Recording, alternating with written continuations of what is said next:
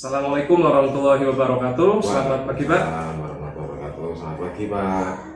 Pak Dimas, pada hari ini saya akan melakukan wawancara kepada Bapak terkait tugas saya sebagai CGP modul 3.1 Pak. Di mana pada modul itu kami mempelajari pengambilan keputusan yang berbasis nilai-nilai kebajikan. Ada beberapa hal yang ingin saya tanyakan kepada Pak Dimas terkait pengalamannya sebagai kepala sekolah dalam mengambil keputusan berbasis nilai-nilai kebajikan. Oke, Pak. Untuk pertanyaan yang pertama ya Pak, selama ini bagaimana Bapak mengidentifikasi kasus-kasus yang merupakan dilema etika atau bujukan moral? Berarti pertama itu mengidentifikasi kasus-kasus ya Pak.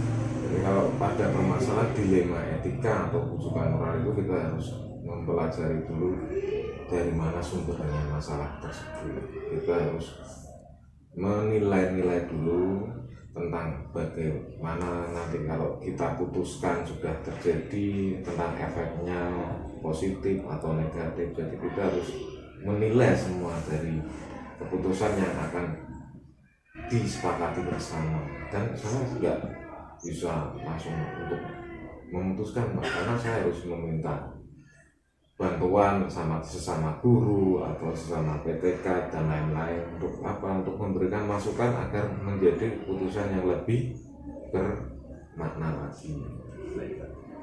Mungkin bisa dibagikan kepada saya Pak, contoh konkretnya seperti apa Pak? Kasusnya misalkan Pak. Bisa kayak gini Pak, kalau ada memang sekolah SD baru kan, memang saya baru di sini baru Juli ini Agustus 3 bulan ya, jadi memang ada permasalahan yang nyata di dalam siswaan sini tuh cenderung sedikit jadi mempunyai keuangan yang kurang begitu mencukupi bagi sekolah-sekolah yang pada umumnya.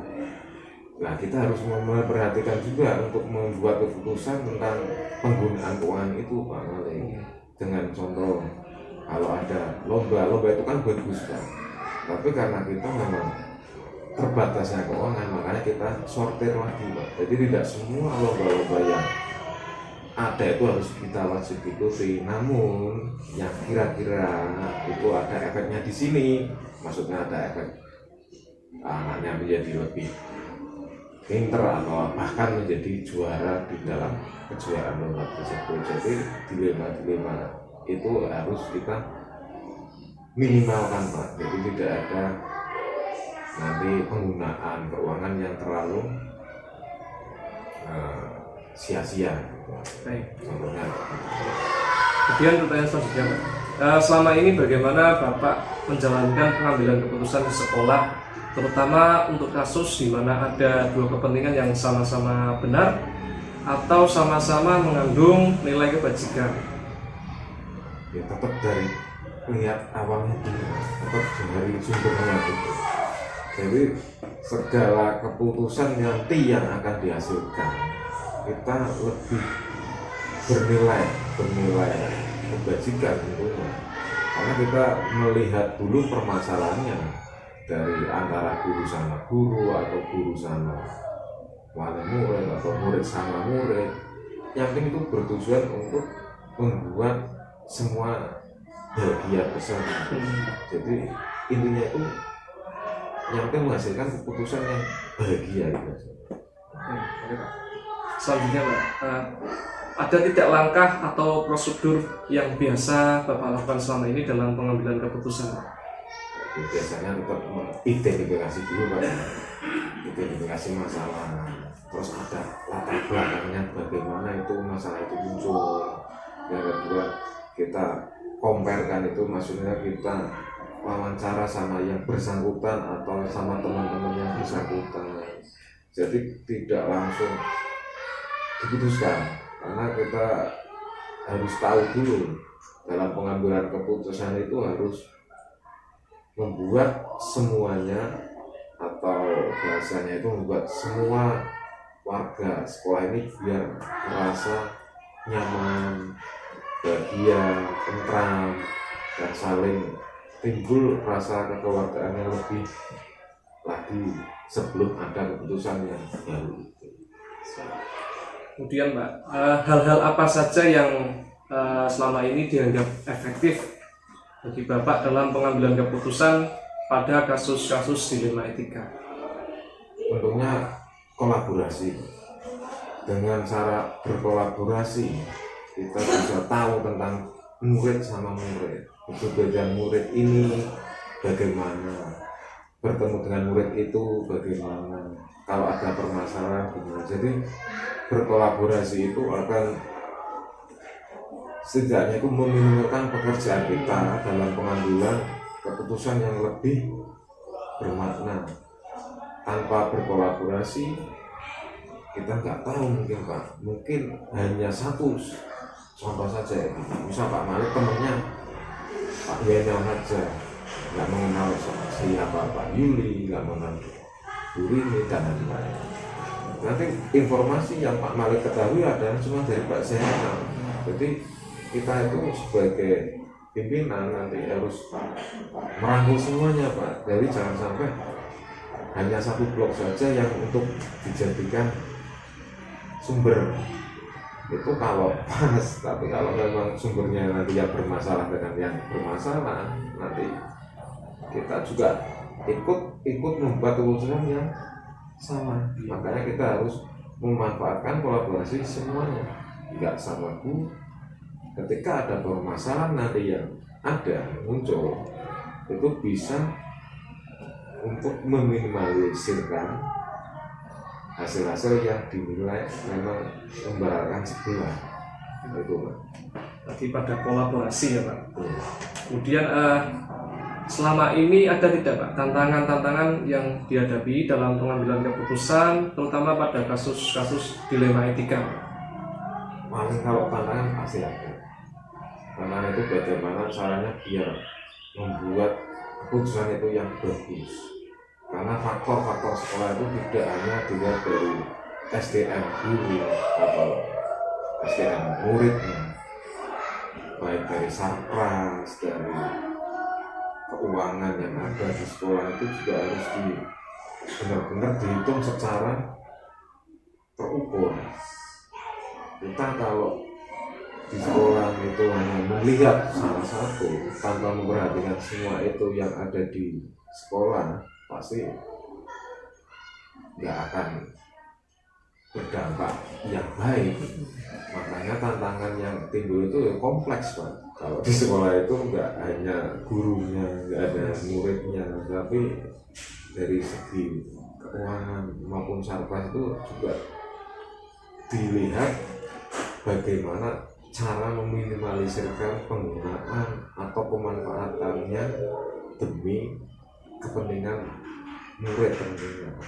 Karena murid itu penting di sekolah agar itu terjamin pendidikannya, keselamatannya, cita-citanya. Kita harus memberdayakan semua yang dikasih sama sekolah ini agar nanti bisa dimaksimalkan bersama-sama. Tentunya akan menghasilkan murid yang lebih berdaya saing lah istilahnya untuk keluar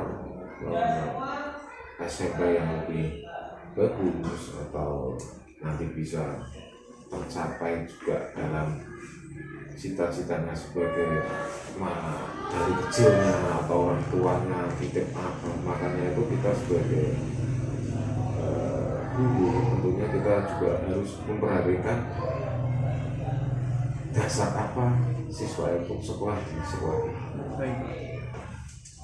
Pertanyaan selanjutnya ya Pak, apakah ada jadwal tertentu ketika Bapak menyelesaikan sebuah kasus dilematika, atau ketika ada kasus apakah langsung diselesaikan di tempat saat itu Pak? Tetap pakai jadwal karena memang kita minimal membiasakan rutin yang sebulan sekali, atau kalau ada kondisional ya berarti ya, kalau ada masalah mungkin kasus tersebut ya kita briefing saat itu, bukan untuk gimana tapi memang untuk mempercepat hasil. Jadi kalau memang kondisinya harus diadakan briefing atau mengambil putusan itu, ya kita harus kondisional. Jadi memang kebanyakan mungkin kondisional. Jadwal, tetap jadwalnya ada sebulan sekali. Tapi kalau ada permasalahan, maksudnya itu yang urgent atau yang penting, kita adakan langsung briefing. Nah, kemudian Pak, adakah seseorang atau faktor-faktor yang mendukung, mempermudah atau membantu Bapak selama ini dalam pengambilan keputusan dalam kasus dilema etika? Ya, tentu ada, Pak. Teman-teman itu kita pastikan dengan cara kita mengobrol santai, dengan kita cara berbagi informasi kedinasan ataupun masalah yang lainnya. Tentunya kita sedikit lebih banyak malah nggak bikin aturan, Pak, ya, istilahnya kayak gini, Pak. Aturan itu hanya untuk orang-orang yang nggak bisa paham sebetulnya. Tapi kalau orang yang sudah saling memahami, sudah tahu tupoksinya, tugas pokok dan fungsinya, itu orang-orang kayak gitu tuh malah bekerja otomatis, Pak. Karena mereka udah paham sebagaimana guru ataupun murid juga sama. Makanya kita bahasanya itu jangan mengedepankan tata tertib atau yang lain, tetapi dengan cara mereka itu pasti kalau diberikan tanggung jawab, pasti itu bertanggung jawab.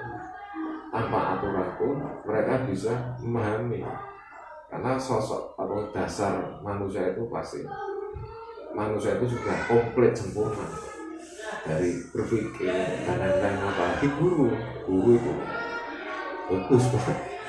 Murid yang mungkin masih perlu untuk dibimbing lebih lanjut dalam pemilihan murid pun, kita nggak bisa pakai bahasa keras atau bagaimana yang semestinya pinginnya langsung merubah roti menjadi tepung menjadi roti, itu nggak bisa, Pak. Tetap sedikit-sedikit, tapi nanti lama-kelamaan tetap tepung itu akan menjadi roti yang enak. Dan rotinya itu mungkin pertama kasihin dulu, kemanisan dulu, karena apa? Kita belum terbiasa. Tapi kalau sudah terbiasa, nggak usah lah pakai tata roti, wes biasa buat roti, bikin donat atau apapun, pasti tahan ini karena mau, Pak. Karena manusia itu ada feel itu rasa yang ada di dalam diri. Jadi kemauan itu timbul dari feeling itu. Ketika kita sudah merasakan seperti itu, enak. Mungkin tidak ada permasalahan sosial atau permasalahan sesama murid sama murid atau guru sama guru. Itu hanya bisa saling mencintai atau menyayangi antara teman itu. Itu yang ya ingin diwujudkan dalam berhubungan dalam masalah sekolahan itu harusnya seperti itu. Jadi tidak ada pembulian, karena orang yang sudah di sini nggak mungkin nggak dibully, Pak. Masa murid berbuli-bulian sama itu kan hanya bahasa karena dia nggak punya rasa. Jadi setiap kita itu harus wajib setidaknya memberikan contoh kepada murid itu dengan bahasa-bahasa yang halus. Oke, Pak. Pertanyaan terakhir ya, Pak. Ya. Dari semua yang sudah Bapak sampaikan tadi, pembelajaran apa yang Bapak dapat petik dari pengalaman terkait pengambilan keputusan dalam dilema etika, Pak? Ya, pembelajaran yang sangat penting yaitu nilai-nilai kemanusiaan yang harus kita pegang, kita prioritaskan dalam mengambil keputusan ataupun dalam melihat segala yang mempengaruhi atau aspek-aspek apa saja yang memulai kenapa akan menjadi seperti itu. Karena kita kalau melihat dari nilai kemanusiaan itu, nanti secara otomatis kita akan berpikir naluri kemanusiaan kita itu bisa muncul, akan mempengaruhi nilai-nilai yang akan kita putuskan bersama tanpa ada mementingkan nilai-nilai itu, bahayanya mungkin dari emosi atau dari timing yang nggak pas atau waktu yang nggak pas apapun dari pikiran-pikiran yang lain itu akan mempengaruhi keputusan atau pengambilan nilai kebersihan. Baik Pak. Nah, tidak terasa ya Pak, waktunya bertanya sampai pertanyaan terakhir nih Pak. Yeah. Nah, saya ucapkan terima kasih kepada Pak Dimas yang sudah meluangkan waktu. Banyak pelajaran yang dapat saya ambil terkait pengambilan keputusan berbasis nilai-nilai kebajikan.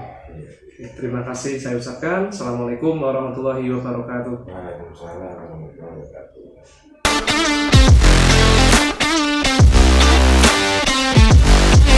Selamat pagi Pak. Assalamualaikum warahmatullahi wabarakatuh. Waalaikumsalam warahmatullahi wabarakatuh. Baik Pak Cito, sesuai dengan kesepakatan kita kemarin bahwa pada hari ini Bapak meluangkan waktu untuk saya dalam memenuhi tugas CGP dalam modul 3.1 terkait pengambilan keputusan berbasis nilai kebajikan Pak.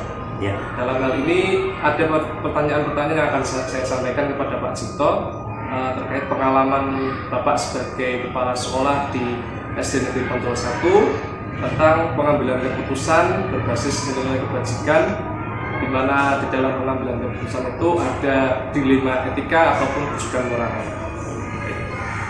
Pertanyaan yang pertama Pak G, selama ini bagaimana Bapak mengidentifikasi kasus dilema etika atau kejujuran moral ataupun pengalaman Bapak terkait kasus tersebut Pak?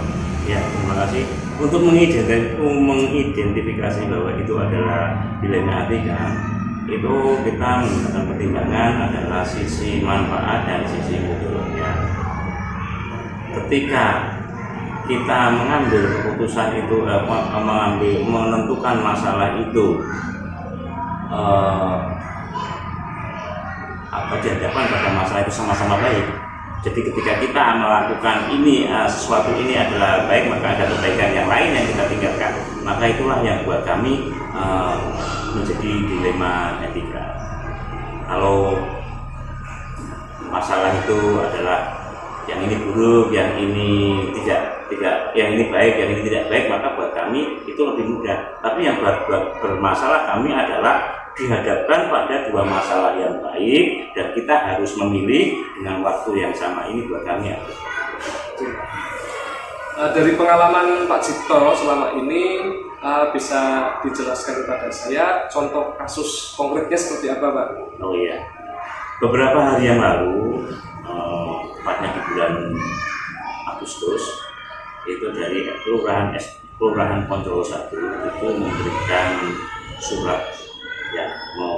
Yang di dalam surat itu adalah meminta kepada sekolahan untuk mengirimkan anak mengikuti lomba bercerita pada bulan Agustus, dan pada tanggal itu pula anak harus mengikuti jambore. Buat kami ini adalah merupakan dilema, karena untuk mengikuti lomba bercerita kita harus menyiapkan anak terlebih dahulu. Satu sisi anak saat ini sedang sibuk melakukan atau mengikuti kegiatan jambore pramuka. Dari dua kegiatan itu adalah dua-duanya adalah sangat positif sekali. Di Kelurahan Poncol 1 ini memberikan sumbangan pemikiran kepada sekolahan agar anak itu bisa berkembang. Satu sisi jambore pramuka juga membina anak agar anak memiliki satu potensi untuk mandiri dan berkembang. Nah, itu yang menjadi dilema buat kami, sehingga salah satu harus menjadi korban atau salah satu harus istilahnya di-cancel. Ini yang terjadi. Kemudian selanjutnya Pak, selama ini bagaimana Bapak menjalankan pengambilan keputusan di sekolah, terutama untuk kasus di mana ada dua kepentingan yang sama-sama besar atau sama-sama mengandung nilai kebajikan? Kalau melihat kondisi seperti itu dengan waktu yang cepat, maka saya akan mengambil keputusan sepihak. Misalnya berfungsi sebagai kepala sekolah harus segera mengambil keputusan. Tetapi bila mana kita dihadapkan pada dua masalah yang betul-betul baik, dua-duanya baik, dua-duanya memberi manfaat yang besar dan ada jangka waktunya, maka saya akan mengambil keputusan dengan meminta orang lain. Hal ini kita musyawarah, meminta sumbang saran, meminta masukan dari teman-teman guru terutama, sehingga saya yang merasa sebagai kepala sekolah sudah memiliki keterbatasan sangat terbantu, dan akhirnya apapun keputusannya itu saya menganggap keputusan itu ada tepat. Kemudian langkah atau prosedur apa yang biasa Bapak lakukan selama ini dalam pengambilan keputusan? Kalau selangkah atau prosedurnya, saya menggunakan teknisnya.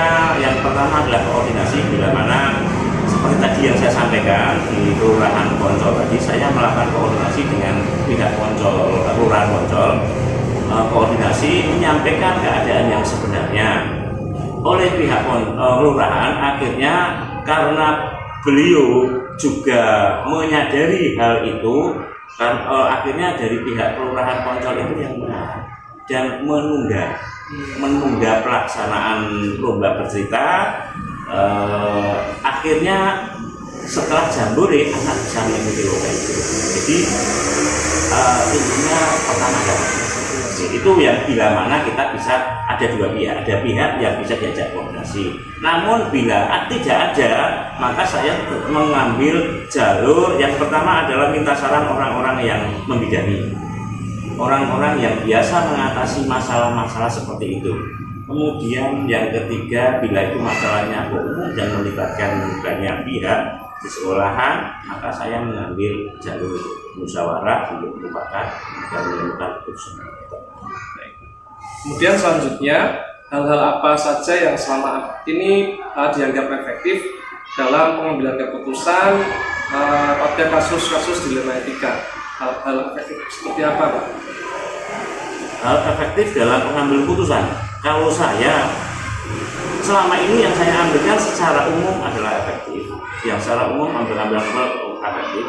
Dan yang paling efektif tentunya kan mesti ada di antara beberapa keputusan yang kita ambil itu ada, yaitu yang paling efektif adalah kita berbicara atau meminta saran dari orang yang memahami bidang, yang memahami keadaan itu, dan orang yang terlibat langsung di dalamnya. Bisa jadi dari pihak kepolisian, ketika itu dilematisnya adalah kaitan dengan kepolisian. Bisa jadi kita dengan pihak Puskesmas ketika kita berhadapan pada dilematis masalah kesehatan dan jajan kantin di situ. Jadi kita yang paling efektif adalah mengambil keputusan melalui meminta saran dari orang yang membidangi. Kemudian hal-hal apa saja yang menjadi tantangan selama ini dalam pengambilan keputusan pada kasus-kasus tersebut, Pak? Ya, keputusan itu harus bertanggung jawab, walaupun terkadang harus kita repot sendiri. Tetapi sebagai warga negara, apabila kita bermusyawarah, maka keputusan musyawarah itu adalah yang terbaik, dan kita harus bertanggung jawab memegang teguh hasil musyawarah itu. Walaupun di belakang hari pasti kita dihadapkan pada persoalan yang muncul karena memang dilematis, tapi mau tidak mau kita harus konsekuen dan konsekuen terhadap keputusan itu. Tetap kita berjalan, kemudian bila mana ada muncul masalah baru, maka kita akan hadapi bersama-sama. Kemudian selanjutnya, Pak, apakah Bapak memiliki sebuah jadwal dalam penyelesaian kasus dilema etika tersebut, atau Pak Cipto langsung menyelesaikan di tempat jika ada sebuah kasus? Kemudian bentuk atau prosedur seperti apa yang dilakukan, Pak? Bahwa kasus dilema etika itu bisa muncul kapan saja, bisa muncul seketika atau bisa muncul pada waktu yang kita tahu. Kalau munculnya itu seketika atau mendadak, maka saat itu saya menggunakan kewenangan sebagai kepala sekolah untuk mengambil keputusan karena sifatnya mendadak. Tetapi bila mana sifatnya itu adalah ada jangka waktunya, maka saya mengambil keputusan meminta pertimbangan-pertimbangan dari pihak lain agar keputusan itu bisa muncul atau keputusan itu betul-betul keputusan yang terbaik buat kita jalani, dan tentunya jika itu sudah keputusan yang baik akan berisiko yang kecil. Untuk jadwalnya kita buat, kalau yang ada jangka waktunya kita akan punya jadwal. Oke, berarti tergantung kepada kasusnya. Ya, tergantung tempo atau waktunya. Jangka waktunya. Kalau waktunya itu nanti sebulan atau 2 bulan atau setengah bulan, kita bikin jadwal. Tapi kalau jadwalnya dilema itu tiba-tiba harus selesaikan cepat, ya maka kita akan mengambil keputusan secara cepat dengan walaupun tidak menggunakan pertimbangan. Baik. Kemudian selanjutnya Pak, adakah seseorang ataupun faktor-faktor yang selama ini mempermudah atau membantu Bapak dalam pengambilan keputusan terkait kasus-kasus dilema etika?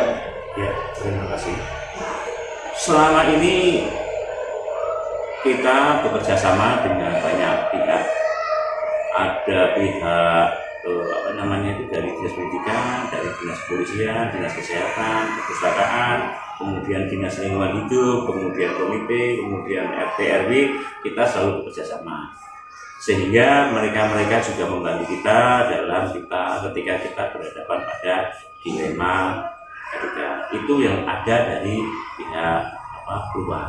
Namun dari pihak dalam sekolah banyak sekali juga keterlibatan teman-teman guru yang memberikan masukan kepada kita agar keputusannya itu tidak berisiko. Mereka menggunakan akal yang sehat, akal yang jernih, murni demi kebaikan, memberikan saran kepada saya agar tidak salah dalam mengambil keputusan. Sehingga kalau dihitung sangat banyak sekali orang-orang yang membantu saya, baik itu personal maupun lembaga maupun lembaga formal maupun lembaga masyarakat. Artinya dalam pengambilan keputusan itu tentu ada pihak yang terlibat ya Pak? Ya, banyak sekali pihak yang terlibat. Baik Pak, kemudian pertanyaan terakhir ya Pak, ini dari semua yang telah Bapak sampaikan, ada pembelajaran yang tentunya ada pembelajaran yang dapat dipetik dari pengalaman Bapak ketika mengambil keputusan terkait dilema etika. Ya, pelajarannya banyak sekali Mas yang harus kita hadapi. Yang pertama, kita dari awal kita harus selalu hati-hati. Artinya bukan takut dalam melakukan, tapi harus menggunakan manajemen yang baik.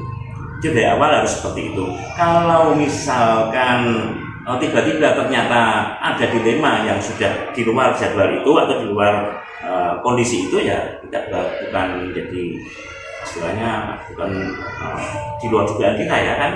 Tetapi ini yang pertama kita harus hati-hati. Kemudian yang kedua, kita harus menghargai pihak manapun, karena mereka yang memberikan masukan, memberikan kritikan, memberikan informasi itu bisa jadi itu adalah kebenaran. Kemudian dengan kita bekerja sama dengan orang lain, ketika kita berhadapan dilema, kita itu merasa tidak malu untuk meminta bantuan. Terjadi hubungan yang baik, terjadi sosial yang baik, sehingga mereka juga dengan senang hati membantu kita. Yang pertama, itu yang kedua. Dan yang berikutnya begini, bahwa setiap manusia akan dihadapkan pada kondisi itu siapapun orangnya, apalagi kepala sekolah yang berhadapan dengan banyak anak, banyak guru, pasti akan seringkali dihadapkan seperti itu. Kemudian yang pokok lagi adalah ketika di sekolahan menjalin hubungan yang baik, menjalin hubungan keluarga dengan wali murid, menjalin kekeluargaan dengan anak-anak, itu akan meminimalisir meminimalisir terjadinya dilema etika. Jadi selama kita itu berhubungan baik dengan siapapun, maka dilema etika itu akan menjadi semakin sedikit dan semakin mudah pula kita mendapatkan bantuan atau pertolongan atau saran dari pihak manapun. Yang berikutnya, bahwa selaku kepala sekolah tidak boleh putus asa terhadap kondisi-kondisi dilema etika itu dan tetap bertanggung jawab menyelesaikan setuntas-tuntasnya. Tidak boleh lari atau menghindar dari keadaan itu, harus tetap. Itu yang bisa saya sampaikan. Barangkali ada kalimat atau kata-kata yang kurang berkenan, mohon maaf ya. Saudara Mas ya, mohon nanti direnungkan lagi, dikaji lagi apa yang saya sampaikan. Barangkali yang saya sampaikan ada yang kurang, tidak sesuai dengan apa yang dipertanyakan. Siap Pak. Ya. Baik Pak. Ya. Terima kasih kami sampaikan kepada Pak Cipto yang sudah berbagi pengalaman Ya. terkait pengambilan keputusan dalam kasus dilema etika. Tentunya ini menjadi pengalaman yang sangat berharga bagi saya pribadi. Banyak pelajaran yang bisa saya ambil dari pengalaman Bapak. Ya. Terima kasih Bapak sudah meluangkan waktu. Kami cukupkan. Assalamualaikum warahmatullahi wabarakatuh. Waalaikumsalam warahmatullahi wabarakatuh. Semoga Mas Malik selalu diberikan kesehatan dan sukses melaksanakan tugas sebagai calon guru penggerak yang siap membangun generasi bangsa yang berdaulat.